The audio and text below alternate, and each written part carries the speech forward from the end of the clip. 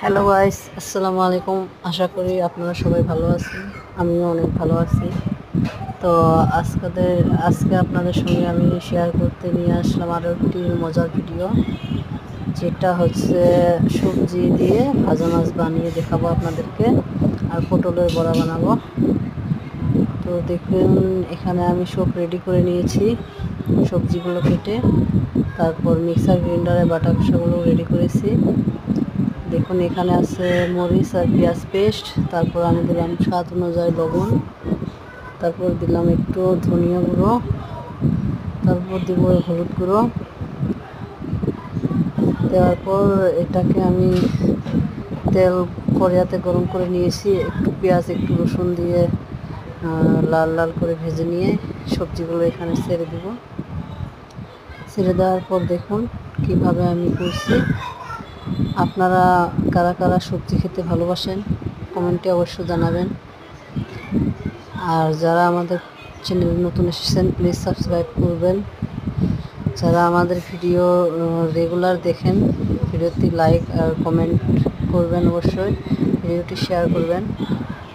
তো দেখুন আমি কিভাবে সবজিটি কষান করে নিচ্ছি, তারপর মাছগুলো ভেজে নিচ্ছি।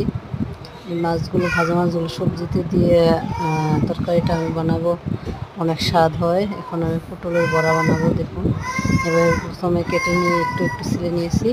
অনেকে ছাল ছিলে পটলের বড়া পছন্দ করে, কিন্তু আমি ছালের সাথেই পটলের বড়াটা পছন্দ করি।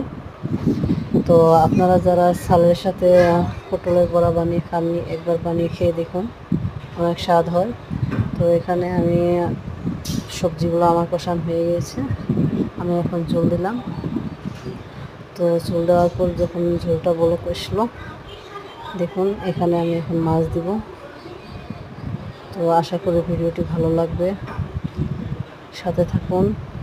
সবাই ভালো থাকুন, সুস্থ থাকুন। আর এখন আমি আপনাদের দেখাবো পটলের বড়া। এগুলো আমি প্রথমে ছিলে নিয়েছি, দেখুন আপনাদেরকে দেখিয়েছি। তো একটু হলুদ গুঁড়া একটু লবণ দিয়ে, যারা ঝাল পছন্দ করেন মরিচের গুঁড়াও ইউজ করতে পারবেন। তো আমার বাচ্চারা ঝাল পছন্দ করে না, যার জন্য আমি মরিচের গুঁড়া দিলাম না। তো কড়াইতে এখন আমি তেল গরম করে নিয়েছি, পটলের বড়াগুলো এখন ছাড়বো। ফাইনালি আমার সবজি ভাজা মাছ দিয়ে হয়ে গেছে। দেখুন তরকারির কালারটা কত সুন্দর হয়েছে, আর পটলের বড়াও হয়ে যাচ্ছে।